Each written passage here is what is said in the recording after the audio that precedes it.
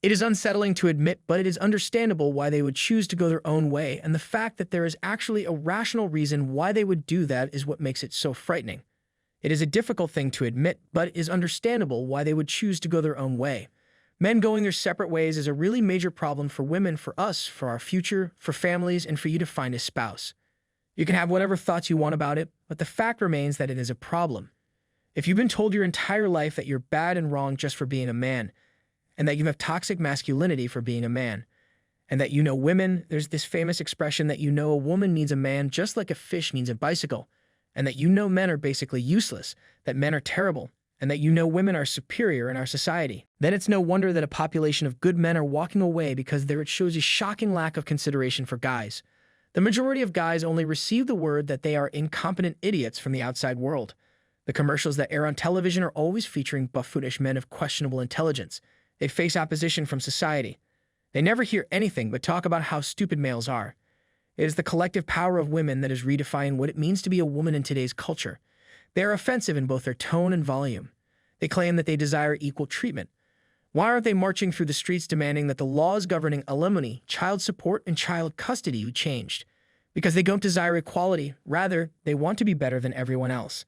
Because men are now subjected to the law, and to women, the male gender lives in a position that is more like to that of a slave than ever before. Nobody actually believes it, with the exception of the guys who go through certain processes like the court, yet the vast majority of those men believe that they are exempt from that until they find themselves in a difficult circumstance. Therefore, for a lot of males it is, and a lot of them have been messed over in bad relationships and divorces, and their children have been taken away from them. Consequently, this is an answer that may be understood in the United States of America. You are not allowed to voice your mind as a man. I believe that the majority of women have a tendency to be extremely, pardon the stereotype, but they have a tendency to be more collectivist. They have a propensity to hold more of a socialist mentality, to put it mildly. Therefore, I cannot guarantee that you will see a significant shift in the situation.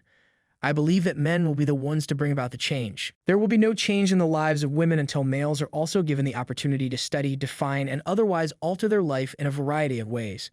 Sometimes I get the impression that the 20th century was the century in which women brought about all of these significant changes, and that the 21st century will be the century in which males will bring about the changes that women have brought about. And those guys over there are taking action to fix the problem. They are implying that you are aware of the fact that I am through with this. I'm not going to get married or divorced, since I don't plan to do any of those things. They don't just sit around all day attempting to live their life through women. Rather, they engage in a wide variety of pastimes in their spare time. They then go out and purchase the land that you were mentioning earlier. They are having a nice time, and they are enjoying life without having to deal with the stress of women or the pressure from society that tells them they must have a lady in their lives. Instead of getting motorcycles, they are having a good time and they are enjoying life. How do you think you would react?